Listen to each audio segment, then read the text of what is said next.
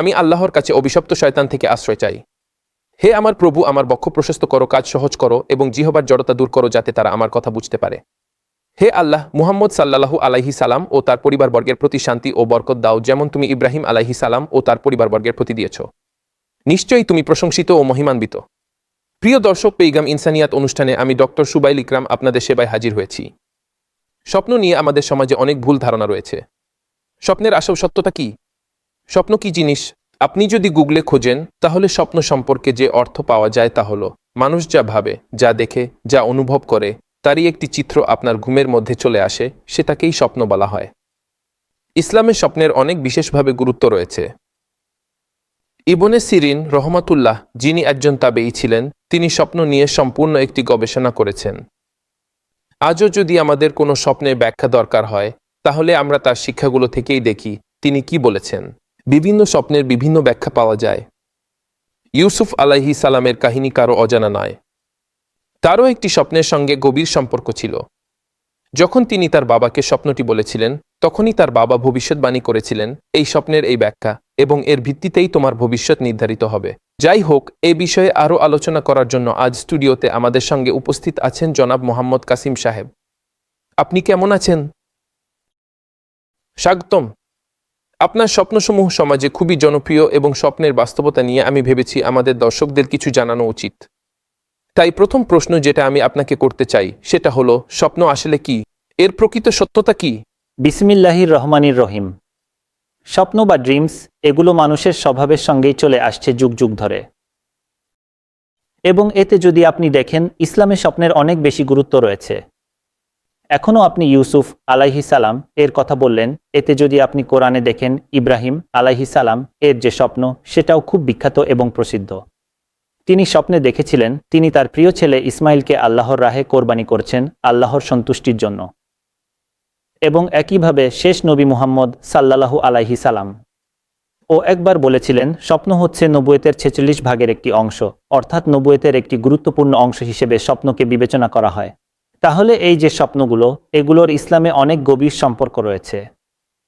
ঠিক আছে, আপনাকে তো অতীতে অনেক স্বপ্ন এসেছে, আপনার অনেক পোস্টও ইউটিউবে আছে, তো স্বপ্নটা সত্যি না মিথ্যা এটা কিভাবে নির্ধারণ করবেন? এই স্বপ্নটা কি কোনো ইঙ্গিত, নাকি আল্লাহর পক্ষ থেকে আপনাকে কোনো সতর্কবার্তা দেওয়া হয়েছে, নাকি আল্লাহর পক্ষ থেকে কোনো চিহ্ন? আপনি কিভাবে বিচার করবেন যে এই স্বপ্নটা শয়তানের কুমন্ত্রণা নয় বা শয়তানি স্বপ্ন নয়, বরং এটা উপরে থেকে অর্থাৎ আল্লাহর পক্ষ থেকেই এসেছে? তাহলে বিচার করার জন্য কি কি প্যারামিটার আছে? এখন বিচার করার বিষয়টা এভাবে হতে পারে, যদি আপনার স্বপ্নটা কুরআন ও হাদিসের বিরুদ্ধে না যায় তাহলে সেই স্বপ্নটা সত্যি, কিন্তু যদি সেটা শয়তানি স্বপ্ন হয় তাহলে সেটা কুরআন ও হাদিসের বিরুদ্ধে যাবে। মানে প্রতিটা স্বপ্নেরই কোনো না কোনো তাৎপর্য থাকে? আমার মনে হয় প্রতিটা স্বপ্নের কোনো না কোনো ব্যাখ্যা অবশ্যই থাকে। হ্যাঁ, মানে প্রতিটা স্বপ্ন কোনো না কোনো গল্প, কোনো না কোনো শক্তি ধারণ করে।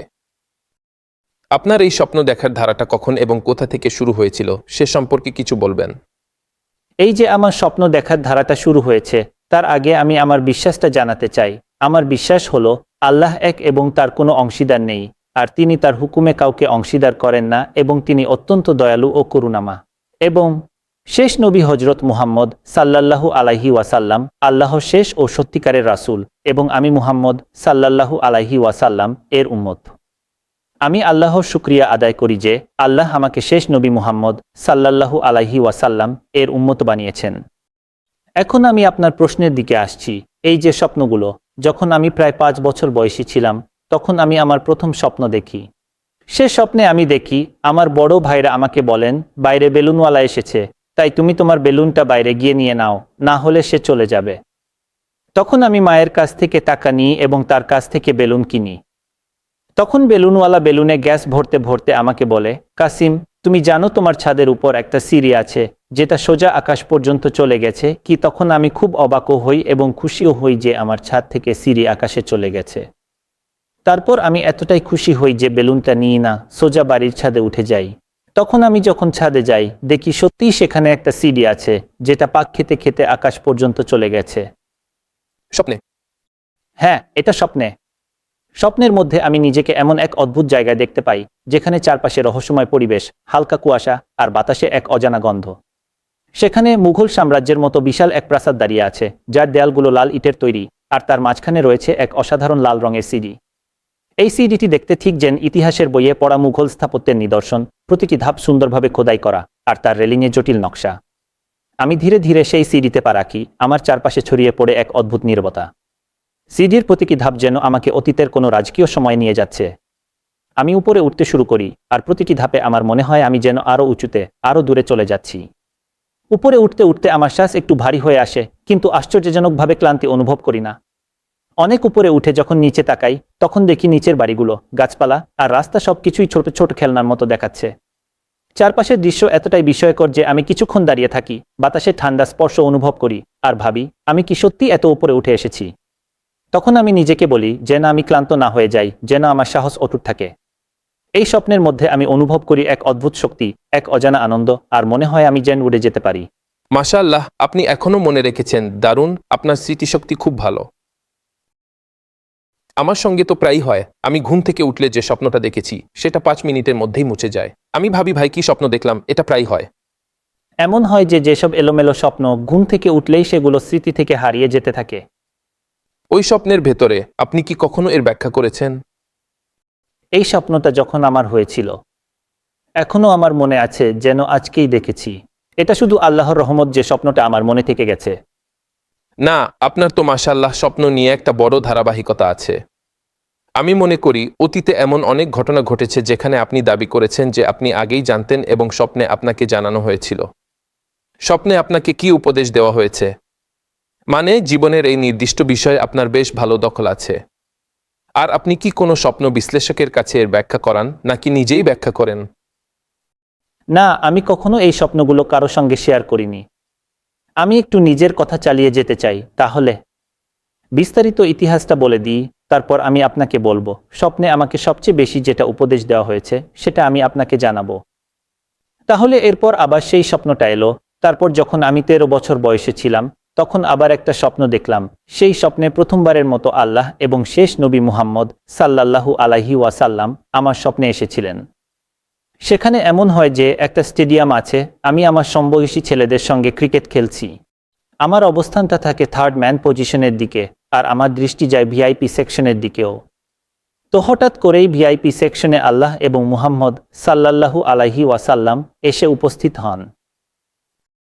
আর আল্লাহ খাতামুন নবীজিন মুহাম্মদ সাল্লাল্লাহু আলাইহি ওয়াসাল্লাম কে জিজ্ঞেস করেন, আপনি যদি এই বাচ্চাদের মধ্যে থেকে কাউকে বেছে নিতে চান তাহলে আমাকে জানিয়ে দিন। তখন রাসূল সাল্লাল্লাহু আলাইহি ওয়াসাল্লাম বলেন, আচ্ছা। এরপর খাতামুন নবীজিন মুহাম্মদ সাল্লাল্লাহু আলাইহি ওয়াসাল্লাম সব বাচ্চাদের দিকে একবার তাকান এবং শেষে আমার দিকে তাকান।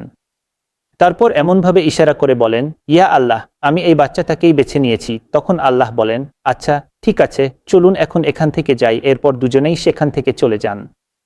আর আমি সেখানে দাঁড়িয়ে ভাবতে থাকি, শেষ পর্যন্ত খাতামুন নবীজিন মুহাম্মদ সাল্লাল্লাহু আলাইহি ওয়াসাল্লাম আমাকে কেন বেছে নিলেন? এখানে তো আমার চেয়ে ভালো ভালো বাচ্চাও ছিল, কেউ ব্যাটিং করছে, কেউ বোলিং করছে, তাহলে তিনি আমাকে কেন বেছে নিলেন? এখানেই আমার স্বপ্নটা শেষ হয়ে যায়। এটা ছিল ক্রিকেট মাঠে সেই স্বপ্ন? জি, একদম ঠিক। এরপরও আমার স্বপ্ন আসতো, তবে খুব কম আসতো। কিন্তু যখন আমি 17 বছর বয়সে পৌঁছালাম এবং কলেজে যেতে শুরু করলাম, তখন আবার স্বপ্ন দেখার একটা ধারাবাহিকতা শুরু হলো। আচ্ছা, আসলে এখানে আমি আপনাকে শুধু একটা কথা বলবো, আপনার জন্য এটা জানা জরুরি। আমাদের প্রিয় নবী মুহাম্মদ সাল্লাল্লাহু আলাইহি সালাম যখন কারো স্বপ্নে আসেন, তখন আপনি জানেন তার পবিত্র চেহারা যেমন, তিনি ঠিক সেই আসল অবস্থাতেই স্বপ্নে আসেন। এটা খুবই বড় সৌভাগ্য এবং অনেক বড় সম্মানের বিষয়। আমি মনে করি এটা একজন মুমিনের জন্য গৌরবের ব্যাপার, যার স্বপ্নে আমাদের প্রিয় নবী হজরত মুহাম্মদ সাল্লাল্লাহু আলাইহি সালাম স্বয়ং এসেছেন। আমি মনে করি আপনি যদি দাবি করেন যে আপনি স্বপ্নে হজরত মুহাম্মদ সাল্লাল্লাহু আলাইহি সালাম এর জিয়ারত পেয়েছেন, জি, তখন আপনার বয়স কত ছিল? তখন আমার বয়স ছিল 13 বছর। আর আমি আবারও বলবো, এতে আমার কোনো কৃতিত্ব নেই।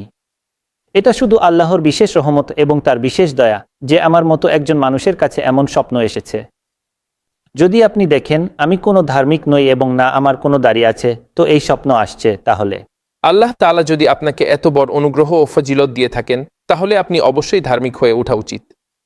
আমি শুধু এটুকুই বলি, এটা তো সৌভাগ্য এবং ভাগ্যবানদের সেই স্তর যা আল্লাহ তাআলা দিয়েছেন। আমার জীবনের একমাত্র ইচ্ছা হলো যেন স্বপ্নে হলেও আমি প্রিয় নবী সাল্লাল্লাহু আলাইহি সাল্লাম এর দর্শন পাই। আমি বলি, আমার তো দেখুন আমাদের জন্য তার কি সম্মান, কি মর্যাদা। মানবতার জন্য তিনি এক অনন্য উদাহরণ। আমি মনে করি তিনি একমাত্র উদাহরণ। পারফেকশনেরও ঊর্ধ্বে যদি কিছু থাকে তাহলে সেটি আমাদের নবী করিম সাল্লাল্লাহু আলাইহি সাল্লাম। আমি মনে করি মানবতার উপর তার কত বড় উপকার। তিনি যা বলেছেন তাই হাদিস হয়ে গেছে, তিনি যা করেছেন তাই সুন্নত হয়ে গেছে। আমাদের মা বাবা, স্ত্রী সন্তান সবকিছু তার উপর কোরবানি। আমি বলি এটা কত বড় সম্মানের বিষয়। এরপরও আমি বলি আমার একটাই ইচ্ছা, আল্লাহ যেন আমাকে তার জিয়ারত করার সুযোগ দেন। আমি চাই আমি যেন তার মতো হতে পারি। আমি চাই আমার চেহারাও যেন তার মতো হয়। আমি যেন তাকে অনুসরণ করি, তার পদাঙ্ক অনুসরণ করি, তার মতো চরিত্র গ্রহণ করি। আমাদের জন্য তো তিনি একমাত্র আদর্শ, মানে আমাদের জন্য তিনি একমাত্র উদাহরণ। আমাদের তাকেই অনুসরণ করতে হবে। আল্লাহ আমাকে স্বপ্নেও এটিই দেখিয়েছেন যে আল্লাহ রাব্বুল আলামিনের কাছে সবচেয়ে উত্তম পথ হচ্ছে নবীদের সর্দার মুহাম্মদ সাল্লাল্লাহু আলাইহি ওয়াসাল্লামের পথ। এই স্বপ্নের প্রভাব কি আপনার জীবনে পড়েছে? আমি এটা বলছি না যে আমি নিজেকে পুরোপুরি ছেড়ে দিয়েছি, বরং আমি সবসময় চেষ্টা করি যেন নিজেকে আরও ভালো করতে পারি এবং নিজের উন্নতির জন্য প্রতিনিয়ত সচেষ্ট থাকি। জি, আপনি যেন আরও ভালো মুসলিম হতে পারেন। একদম, আমি ইনশাআল্লাহ চেষ্টা চালিয়ে যাব। তো আমি আপনাকে বলছিলাম সেই স্বপ্নের ধারাবাহিকতা নিয়ে। যখন আমি 17 বছর বয়সে পৌঁছালাম তখন এই স্বপ্নগুলো ধারাবাহিকভাবে আসতে শুরু করলো। তখন এমন হলো যে স্বপ্নে আমি একটি মেয়েকে দেখতে শুরু করলাম। 8 ডিসেম্বর 1993 আমি তাকে বাস্তব জীবনেও দেখলাম। যেদিন আমি তাকে বাস্তবে দেখলাম সেদিনই আমি আল্লাহর রহমতের দিকে আশা নিয়ে তাকালাম, আর তার রহমত থেকে আমি নিরাশ হলাম না। আমি বললাম আমি কখনো হতাশ হব না। আল্লাহ যদি আমাকে এই মেয়েটিকে দেখাতে পারেন তাহলে তিনি নিশ্চয়ই একদিন আমার সঙ্গে তার বিয়েও করাবেন। দর্শকবৃন্দ, এখন একটি বিরতির সময় হয়েছে। বিরতির পর আবার আমাদের সঙ্গেই থাকুন।